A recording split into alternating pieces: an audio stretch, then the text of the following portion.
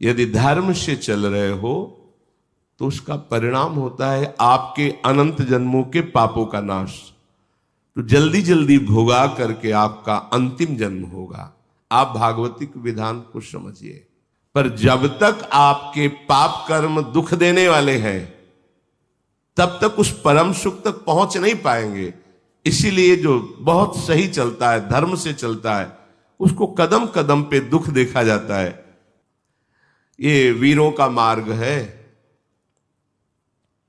कायरों का नहीं कि दुख देखा विपत्ति देखी भाग पड़े। ये वो मार्ग बहुत सहनशील चाहिए। इसीलिए सबसे पहला परमार्थ के पथिक का लक्षण है तितिक्षवा।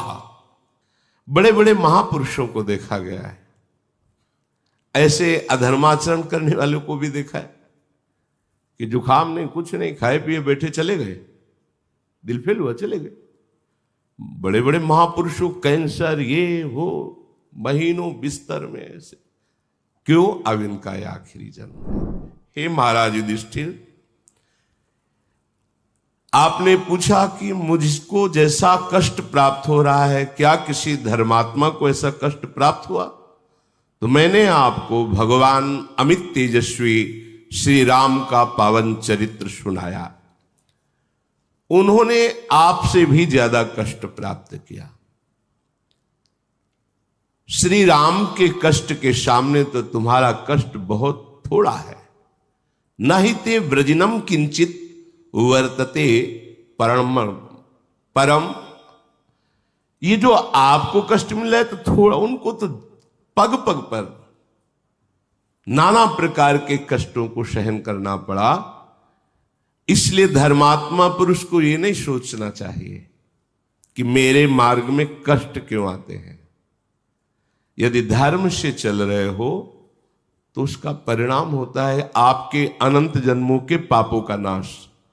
तो जल्दी जल्दी भोगा करके आपका अंतिम जन्म होगा। आप भागवतिक विधान को समझिए।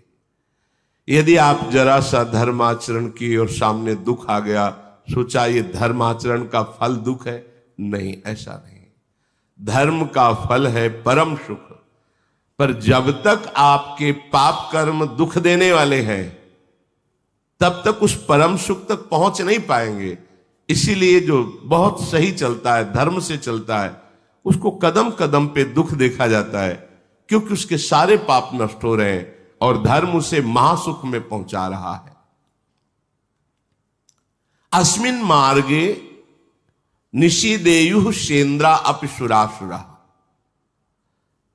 बड़े बड़े धर्मात्मा देवता या असुर या मनुष्य कोई भी हो, कष्ट पूर्वक धर्म के मार्ग में चले हैं। धर्म का तात्पर्य ही है सारे अशुभों को नष्ट करना। अशुभों का फल ही है दुख।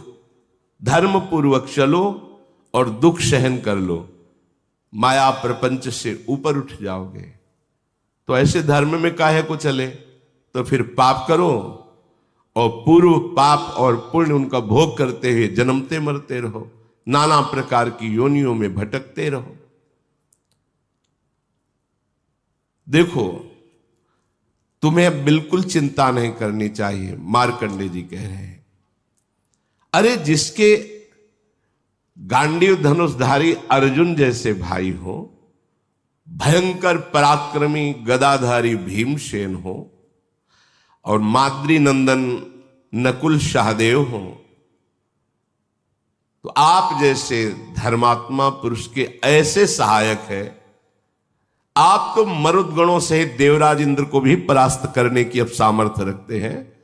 अब आपको शोक नहीं करना चाहिए। तुम्हारे जैसा महात्मा धर्मात्मा शोक के योग्य नहीं है। अब तुम इस शोक का त्याग कर दो कि वनवास में मुझे बहुत कष्ट मिल रहा है। सच्ची, यदि संतों का समागम ना हो तो परमार्थ में चलना असंभव ही है। क्योंकि ऐसी झकझोर आती है कि लगता है क्या ये फल है हमारी तपस्या का, हमारी साधना का ये फल है? नहीं नहीं, ये तो पवित्र किया जा रहा है। फल तो प्राप्त होगा तो अखंड प्रसन्नता, अखंड सुख। कदम कदम पे दुख। ये वीरों का मार्ग है,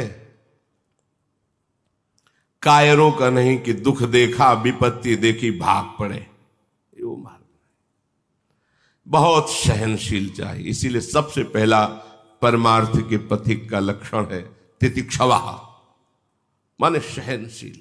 हर बात सहूंगा, हर कष्ट सहूंगा, कभी आपसे शिकायत नहीं करूंगा। ये पक्का समझ लो, बिना ऐसी निष्ठा लिए आप इस पे नहीं चल सकते, नहीं चल सकते।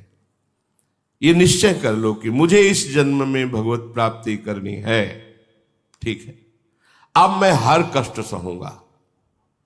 आप जैसे जैसे ज्यों ज्यों राखत हो त्यों त्यों रहियत हो हरि। हम प्रश्न नहीं करेंगे आप मुझे ऐसे कष्ट में क्यों रखते हैं। बड़े बड़े महापुरुषों को देखा गया है, ऐसे अधर्माचरण करने वालों को भी देखा है कि जुखाम नहीं, कुछ नहीं, खाए पिए बैठे चले गए, दिल फेल हुआ चले गए। बड़े बड़े महापुरुषों कैंसर ये वो, महीनों बिस्तर में ऐसे। क्यों? अब इनका ये आखिरी जन्म है, अब ये भगवान के परम धाम में जा रहे हैं।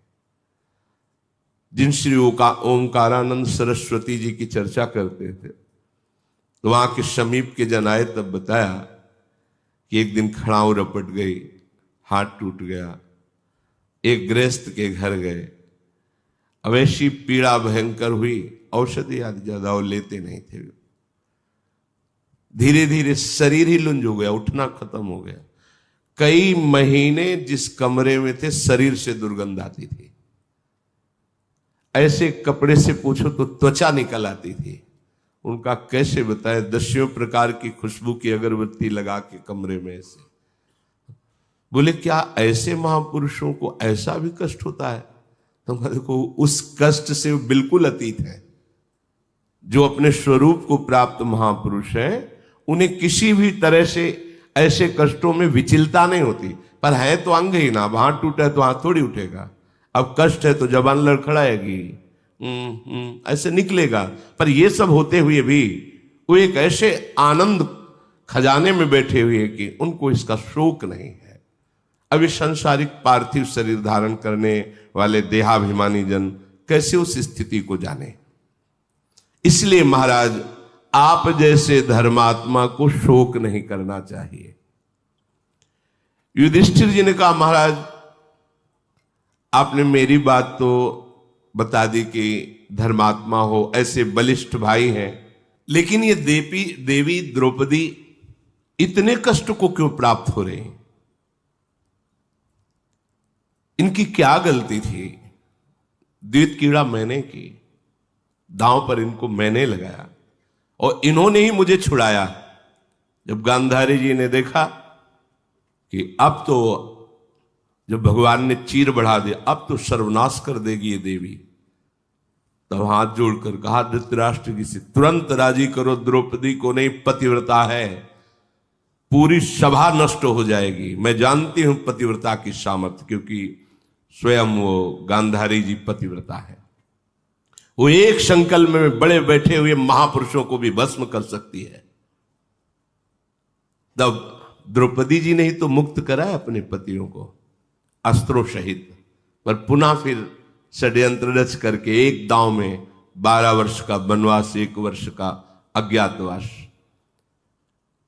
पर ऐसी देवी मेरा त्याग नहीं किया, वनवास भी मेरे साथ है, फिर भी उसका अपहरण हुआ जयद्रथ के द्वारा, बलपूर्वक अपहरण किया गया, जो ऐसी देवी का नहीं होना चाहिए। क्या कोई ऐसी देवी हुई है जिसको पातिव्रत धर्म से रहते हुए भी कष्ट का सामना करना पड़ा हो? मैं सुनना चाहता हूं। मार्कंडेय जी बोले महाराज युधिष्ठिर, हां हुई है। प्राचीन काल में मद्र देश में एक परम धर्मात्मा राजा राज्य करते थे। वो ब्राह्मण भक्त थे, विशाल हृदय, सत्य बोलते थे और जितेंद्री थे। दान देने में तो बहुत सी उत्साहित रहते थे। उनका नाम अश्वपति था। क्षमाशील, सत्यवादी, जितेंद्री, दानी, धर्मात्मा होने पर भी उनके कोई संतान नहीं थी। जब देखा कि बहुत अवस्था बीत गई, कोई संतान नहीं, कोई राजगद्दी संभालने वाला, तो उन्होंने संतान उत्पत्ति के लिए कठोर नियमों को धारण किया।